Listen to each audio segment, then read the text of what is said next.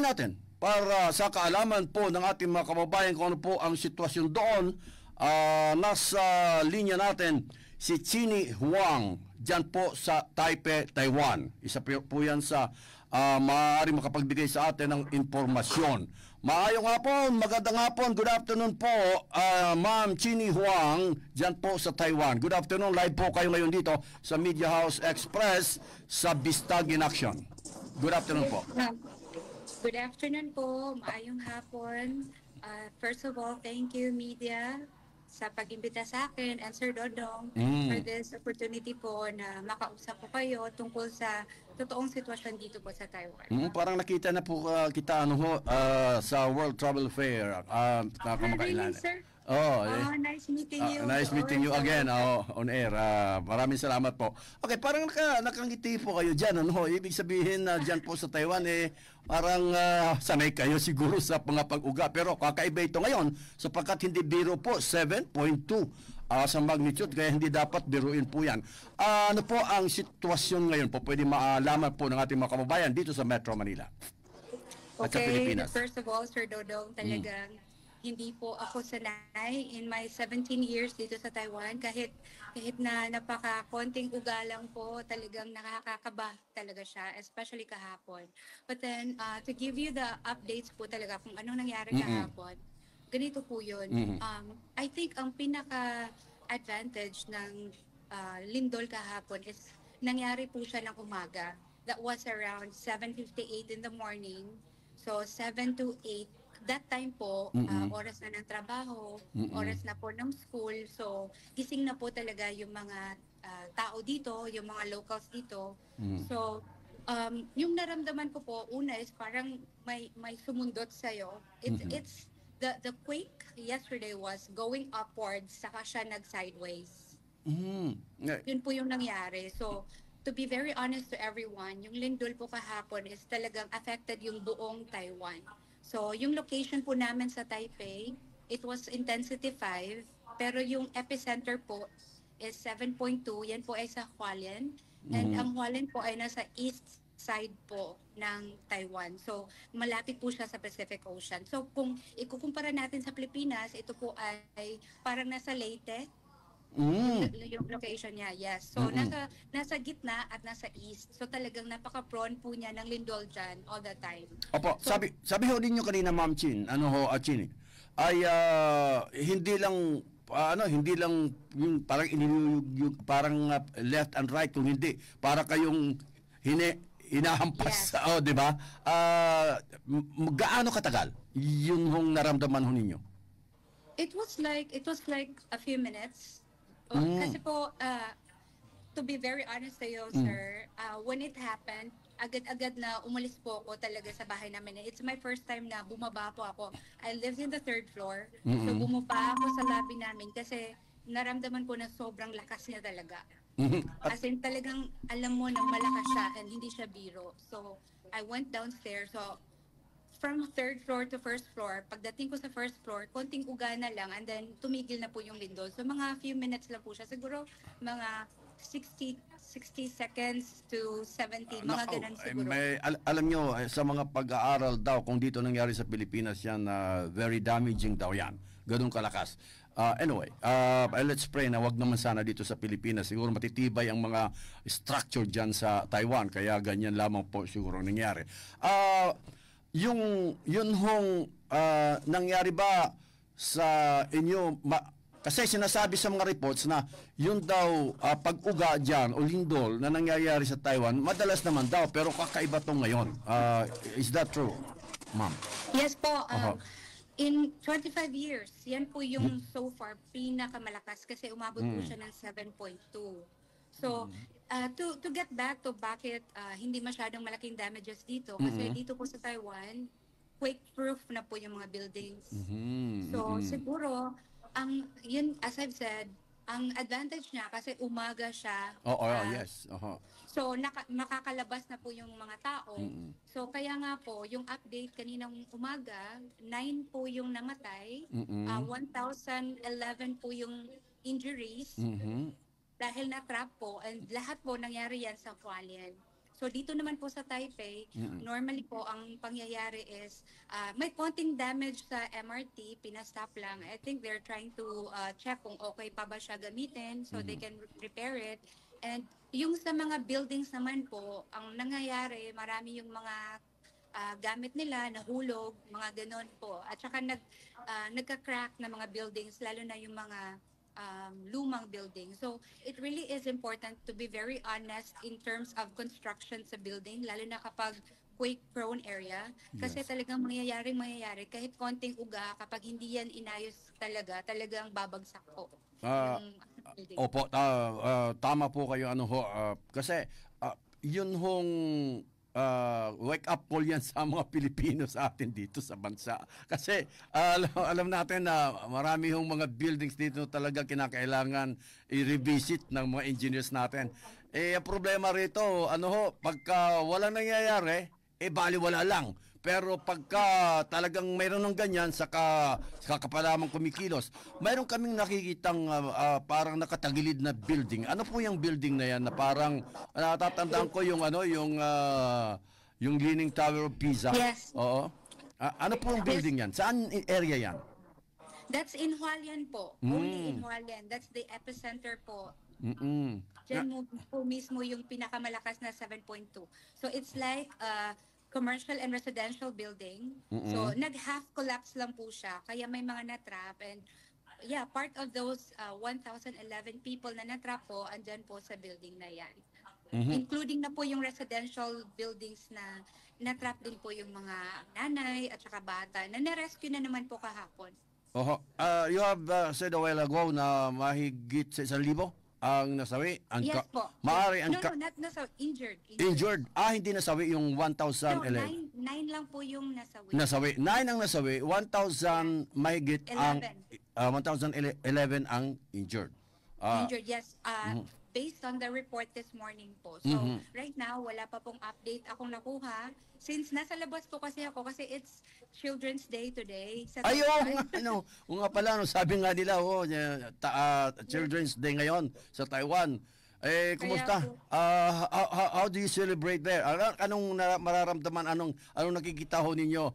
Medyo malungkot na ang Children's Day dyan. Yes po, it really is sad kasi Hualien is a tourist destination. Maganda po kasi ang mga beaches dyan. And maganda yung tanawin dyan. So, marami pong na parang naunsyame kahapon na on the way to Hualien kasi may mga daan din doon na nasira na hindi na pwedeng puntahan. So, medyo malungkot kasi nga, syempre, yung mga kabataan minsan lang nating nadadala sa bakasyon. Kasi, syempre, 4 days po, di po, Thursday, Friday, Saturday, Sunday. So that really is how Taiwanese people celebrate any events like this. Talagang nagtutour po kami. We really patronize our domestic tourism dito. Yes. So kaya nga po, medyo malungkot, pero still, we have to let our children know na we're trying our best to keep them safe. Kaya tuloy pa din po yung celebration. Tuloy ang ligaya, ika nga. Okay. yung nakarating sa amin dito na itinaas ang tsunami alert. Kamusta dyan? May nangyari ba na tsunami dyan sa inyo sa Taiwan? That's really nice po na nalaman po ninyo. Actually, the quake happened between 7:58 a.m. to 8 a.m. So during that time po, simultaneously, may natanggap kami lahat po sa buong bansa na warning na tsunami. But God is good, wala naman pong nangyari. So for now, we're really safe. Hanggang sa gabi kasi we're watching the news. Although ang sobrang dami po ng aftershock hanggang gabi, mga gabi na, meron pa rin aftershock, pero still we're safe. Opo. Iyan pa naman ang sinasabi ng mga eksperto, yung aftershock ang nakakatakot, lalo na pag malakas kasi medyo weak na yung mga structures ng mga buildings. That's right po. Okay. Kumusta yung siyempre, the show must go on. Ituloy pa rin ang buhay natin.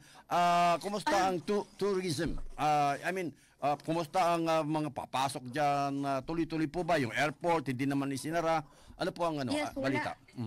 Yeah, that's a good question po. Yes, actually kahapon, pagkatapos ng quake po at around 8 a.m., tuloy lang din po yung trabaho, tuloy po yung school, wala pong problema, tuloy-tuloy lang kasi wala naman po masyadong damages. And I think na-mention niyo po yung sa mga kababayan natin na mga Pilipino, ano? Mm-mm. Marami po sa kanila pinalabas kaagad kasi yan po yung pinaka-importante. Kapag malakas po talaga yung lindol, bababa po, lalabas po from the factory or sa dormitory. Kasi kahit nasa dorm po sila, nasa building din po sila, sir. Mm-mm. Hindi po, yeah, marami po dito po talaga guys, nasa building po talaga yung mga bahay dito. Mm-mm. So, minsan, yung iba, siguro hindi masyadong mataas yung building nila. So, Mm-mm. hanggang third floor lang. But still, kailangan nilang lumabas. So far, sa nakita ko sa TikTok, marami yung mga factory na yung nalalaglag yung mga uh, equipments or mga Mm-mm. bagay-bagay doon Uh-huh. sa Sa hul- factory. And then sa bahay din po nila, yung Mm. mga gamit din tumataob. But then, relatively safe kasi yung tao okay lang, hindi naman sila natamaan ng kung Mm-mm. anong bagay. Mhm. Yes. Ang Sa tourism tourism, po, yes. sa tourism naman, okay lang, okay, patuloy pa rin, except na lang sa mga daan na hindi pwedeng puntahan, yun lang naman po yung parang hindi na pwedeng, syempre, madaanan. So, change na lang ng plan yung iba. Opo, isa sa mga promote po ninyo at saka ng mga kasama natin diyan ay yung Turtle Island. Kumusta Yes. po? Kumusta po? Ano pang Turtle Island gumalaw ba? O kasi pag sinabing turtle parang pagong, di ba? Turtle. Yeah, Ah, that's right. gumalaw ba? That's, Bumaliktad yes, ba? Anong nangyari? Kumusta? alam niyo po, yan pong Turtle Island, kasi po, base yan sa shape ng island, na isa sa mga island dito sa Taiwan. Kasi Mm-mm. ang ugis po niya ay parang pagong, or parang turtle. Turtle, Pero oo. dahil po sa lakas, yan po ay talagang malapit sa Hualien. Mm-mm. So, talagang naapektuhan siya at part of the head of the turtle ay gumuho po. Gumuho. Yes. Na, So, hindi na nakikita kumpleto namin. yung ulo niya. Nakikita namin dito yung before and after. Mayroong parang sa bandang uluhan niya parang mayroong nahiwalay na malaking bahagi ng Turtle Island. Ano ho? Yun yung sinasabi Yes yung po, na sa ulo. bumigay ulo. Oh. Kumusta naman? Wala bang nakatira doon o wala bang mga turista na nadamay ron sa yung pagkakaalam, ma'am? So far po, based on the report, sa Yahoo po yan na report, Mm-mm. at saka yung picture na po yan is a public photo sa Mm-mm. Google na kung saan buo pa po yung Turtle Island. Wala naman pong report na casualties or whatever sa Turtle Island. Ano lang, kasi yung nasa dulo siya, gumuho yung ulo, parte ng Turtle Island. Kaya hindi naman po naapektuhan yung mga turista. But Turtle Island is a beautiful island. Talagang pinupuntahan niya ng mga turista dito, local man or international. But for now po, wala naman pong na-report na hindi pwedeng pumunta. Yan. Opo. Okay naman. Opo, Yan. Ma'am Chini, para sa akin, the more na maraming pupunta dyan kasi titingnan nila, ano ba nangyari, naputol na yung ulo ng Turtle Island. Pupunta ngayon, Kaya titingnan nila, ay, ganyan lang pala. I mean, kung siya pinupuntahan because of the shape na parang turtle, lalo ngayong marami magkaka-interest kasi nagkaroon ng pagbabago sa ulo ng Turtle Island. Parang naging blessing in disguise po pala, Yes. no? Kasi Oho. nakilala siya ng Oo nga eh. sobra. Oo nga, sobrang parang hindi niya na kailangan i-promote sapagkat na-promote na po worldwide. Exactly. Opo at siguro Turtle Island. mas lalong marami hong pupunta diyan para magliwaliw at tumingin Ay nako, sana po sir, magbilang anghel po kayo Sir Dodong at mas pumunta po kayo dito at you can have your drones flown dito sa Turtle Island para makita nyo na talagang hugis turtle po siya, hugis pagong. Ganon. Siguro one of these years, not days, Yes. one of these years. O mahalin mo. Months na lang po, months. Kasi Months. yung natin free visa entry hanggang July 31 lang po yan. Ganon. Okay. Yeah, Oo. this year. So, This year na lang. opportunity na free visa pa po tayo. Oo nga, free visa pa tayo dyan. Pero sa bagay, marami namang mga lugar na may free visa maliban sa Taiwan. Bakit after July, hindi na free visa pagpunta dyan? sana mas maraming pumunta para yung demand is ma-open ng government and they will see na talagang marami pang pumupunta dito. So why not extend it? Okay, Yeah, oh, ganun yes. po. Yeah. Sa bagay, tama po kayo. Ma'am, thank you for your time. Ano ho, Thank you din po. baka mayroon po kayong gustong sabihin at pwede nyo na rin pong i-promote ulit yung Turtle Island na nagkaroon po ng anak. Sige po. Kaya nga Sige po, po. Oh. sa lahat po ng mga kababayan natin sa Pilipinas, thank you for your prayers po sa Taiwan and we hope na safety po tayong lahat, lalo na sa Pilipinas na hindi po lahat ng bahay natin ay quake-proof. So, eto lang siguro po yung masasabi ko. If you think na malakas po yung lindol, lumabas po talaga kayo. Huwag nyo na po yung intayin na may magsabi sa inyo na lumabas for your safety. And siguro sa tingin ko, yung na-realize ko po kahapon na umalis ako na dala ko lang cellphone ko. Ito lang siguro yung mababahagi ko sa lahat na sa mundong ito talagang wala tayong madadala. Kaya now na meron tayong panibagong buhay, we have another chance to live, let's be good, let's be kind. Kasi hindi natin alam, di ba, kung hanggang kailan lang tayo. So, dapat maging maayos tayo bilang isang tao, bilang isang public servant, and bilang isang Pilipino. Parang lalo kang naging mabait, ma'am. Kung mga mabait ka rito nung pumunta ka rito sa World Travel Fair, lalo kang naging mabait yan. Ay, ganun po ba, sir? Okay. That's good, that's Okay, good. salamat po, salamat ma'am. Thank you for your Salamat time. po, sir. Okay, ingat Yeah, po kayo always, dyan. sir, always. Okay, Yes. ingat. And say hi to Miss Gia pala. Ay, oo. Si Ma'am Gia is listening now. Oo. Siya po Ay, nanonood at nagikinig ngayon. Ay, thank Salamat you po. Miss Gia, and sa lahat, sir, salamat po. And I'm so happy to meet media. House nung Express. World Travel Expo. Yes, oo. At yan po mga kababayan sa Glorieta, 'di ba? Tama? Yes sa po, Glorieta sa po 'yan. Glorieta. Kay See you next Expo po. We yes. don't know. Yes, maaari this year or maybe early next year. Yeah, that's right. That's Okay. right po. Thank you, Maraming salamat, Sir Dodo. Miss Chini Huang. Chini Huang, yung talaga pangalan nyo. Yes po, Filipino, yes. Filipino po kayo, pero yung Huang Police is... na po ako. Ha? Yes, dito sa time. Okay. Ingat po, ingat. But proud Pinoy pa din po. Oh, yes, of course. So, basta yung dugong nananalaytay sa atin ay Pilipino, kahit saan tayo magpunta, Pilipino pa rin tayo. That's right. Yeah. Sheshe tacha. Okay.